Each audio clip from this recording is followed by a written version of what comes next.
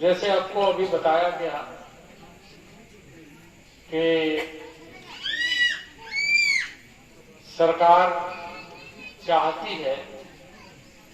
कि सबका स्वास्थ्य ठीक है, क्योंकि जीवन का मूल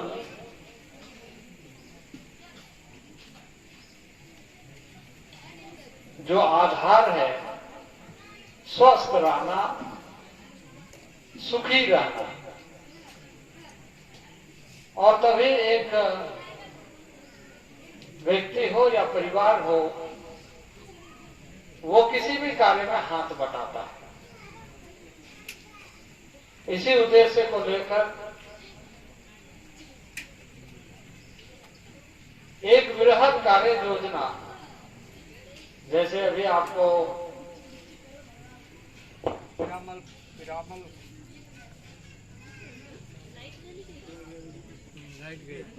पिरामल फाउंडेशन के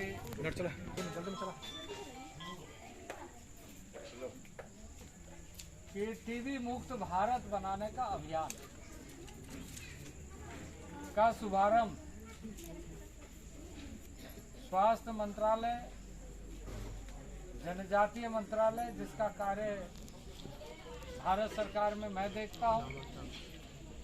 और पिरामल फाउंडेशन जैसी संस्था एक अभियान के तहत पहले सर्वे का कार्य कि पूरे देश भर में चिन्हित किया जाए और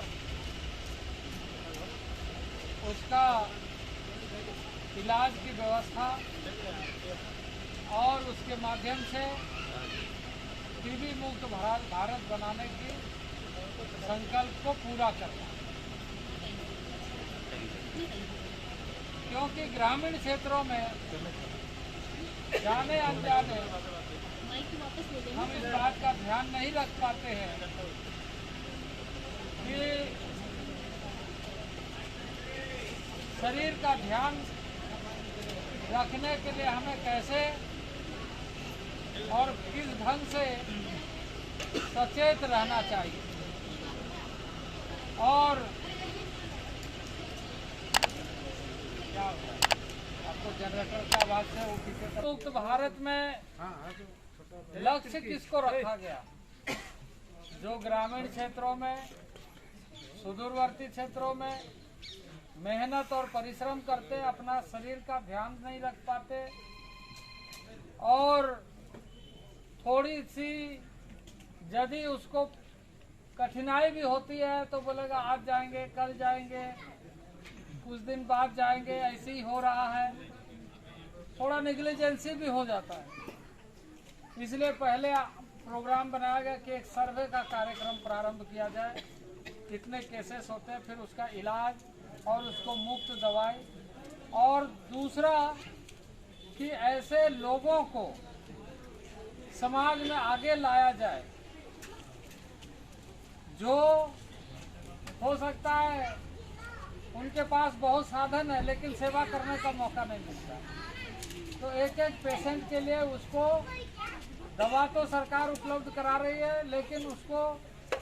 बेहतर पौष्टिक आहार के लिए उसको विशेष ध्यान रखें एक परिवार के लिए कि आगामी 6 महीना तक के लिए, आगामी साल भर तक के लिए उस व्यक्ति के लिए या उस परिवार के लिए हम ध्यान रखेंगे। तो ऐसे एक सामूहिक कार्य योजना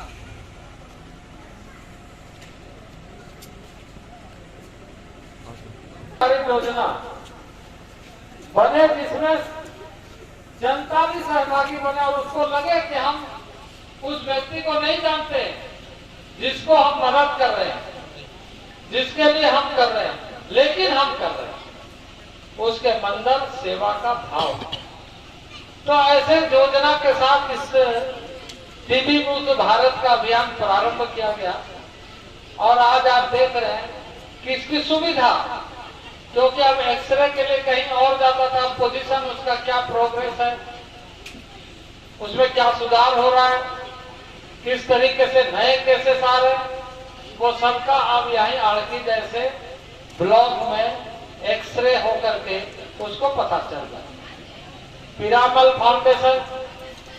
ट्राइबल अफेयर्स, यानी हमारा मंत्रालय और स्वास्थ्य मंत्रालय का यह संयुक्त कार्यक्रम एक जनजातीय क्षेत्रों की विशेष समस्या का समाधान के लिए एक फोकस कार्यक्रम है।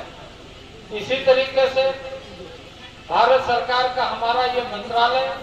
एक नया कार्यक्रम ले लिया है। नया कार्यक्रम यह है कि अभी जितने भी, खास करके बहुत लोग जांच नहीं कराते हैं, लेकिन जब प्रेगनेंसी का टाइम आता है तो लोग जांच कराते हैं तो देखा जाता है उसका हेमोग्लोबिन बहुत कम है, शरीर बहुत कमजोर है और उसमें बच्चा को भी और माँ को भी दोनों के लिए कठिनाई होती है। तो एक तो उस समय में थोड़ी जो प्रेगनेंसी के समय में जो कठिनाई होती है वो तो अपने जगह में है, लेकिन उसके पीछे देखा जाता है कि उसका शरीर में रक्त निर्माण के जो सेल्स है वो कमजोर है, वो सेल्स टेढ़े मेढ़े हैं या वो सेल्स सही तरीके से जनरेट नहीं होते हैं या वो ऐसे एक्ट करते हैं शरीर के अंदर कि उसका गांठ में, जॉइंट में जहां तहां दर्द होता है, उसमें आयरन की कमी हो जाती है या आयरन ऐसा डिपोजिशन हो जाता है, तो उसको तरह तरह की नई बीमारी उसके शरीर कमजोर होने के कारण पर इसका भी हमारे मंत्रालय की तरफ से 7 करोड़ लोगों का जांच करने का निर्णय लिया गया है और उसके माध्यम से उसका भी इलाज का व्यवस्था हम आने वाले दिनों में इन क्षेत्रों के लिए करेंगे। तो हमारा यह मंत्रालय अब स्वास्थ्य के क्षेत्र में जनजातीय क्षेत्र की उन समस्याओं को ज्यादा समाधान की दिशा में पहल कर रहे हैं। पीरामल फाउंडेशन के जो ट्रस्टी हैं अजय पीरामल, उनके साथ व्यक्तिगत रूप से हमारी मीटिंग होते रही है, बातचीत होते रही है और इन सारे क्षेत्रों में इसके अलावा भी कई क्षेत्र हैं जो हमारा मंत्रालय के साथ में काम कर रहे हैं। अब समय यह आया है कि हम सबको अपने शरीर के प्रति ज्यादा ध्यान रखना पड़ेगा। समय ऐसा आया है कि हमें सावधानी पूर्वक अपना परिवार को रखना पड़ेगा, क्योंकि पहले के दिन में हमारी सोच उतनी विकसित नहीं हुई थी, लेकिन अब धीरे धीरे समाज में सबको लग रहा है कि हमारे बच्चे का भविष्य अच्छा होना चाहिए, हमारा परिवार अच्छा होना चाहिए, हमारा भी खुशी का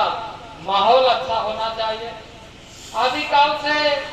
इन एरिया में रहने वाले लोग ऐसे दुखी नहीं है, अपने स्थान पर सुखी है, लेकिन जीवन आयु के हिसाब से हर व्यक्ति को जीने का अधिकार है और उसको अच्छा रहने का अधिकार है। वो सारी सुविधाओं के लिए आज भारत सरकार के माध्यम से काम किया जा रहा है और खासकर हमारा मंत्रालय के माध्यम। इसके साथ साथ ही जैसे आपने देखा होगा पिछले दिनों हम बीरबांकी आए थे। बीरबांकी में हमने एकलव्य मॉडल रेसिडेंशियल स्कूल का शिलान्यास किया। उसका कार्य अभी आंशिक रूप से प्रारंभ हुआ है। उसमें 480 बच्चे वहां पर आवासीय विद्यालय में रहेंगे। वो विद्यालय का कार्य योजना हमारे मंत्रालय के तरफ से सारे ब्लॉक के लिए जहां 20,000 से अधिक आबादी ट्राइबल की है उसमें हमने दिया और एक एक स्कूल 38 से 48 करोड़ के लागत में बन रहा है। कल ही हमने मुढ़ू में आदरणीय कड़िया जी के साथ मिलकर के उसका शिलान्यास किया। इसके साथ साथ तोरपा में शिलान्यास किया। उसके पहले हमने कोलेबिरा में शिलान्यास किया। उसके पहले दिन हमने ठेठई डांगर में शिलान्यास किया। तो शिक्षा के ऊपर में विशेष ध्यान दिया जा रहा है। अब एक है तो 6 क्लास से उसका एडमिशन वहां होगा, लेकिन 6 क्लास से लेकर के आगे की पढ़ाई तो वो करेगा, लेकिन एक आयु ऐसा है जो 12 क्लास या तो पास किया या छोड़ दिया है या गांव में ऐसे ही कई बार बेरोजगार है, कोई काम नहीं है, इस तरीके से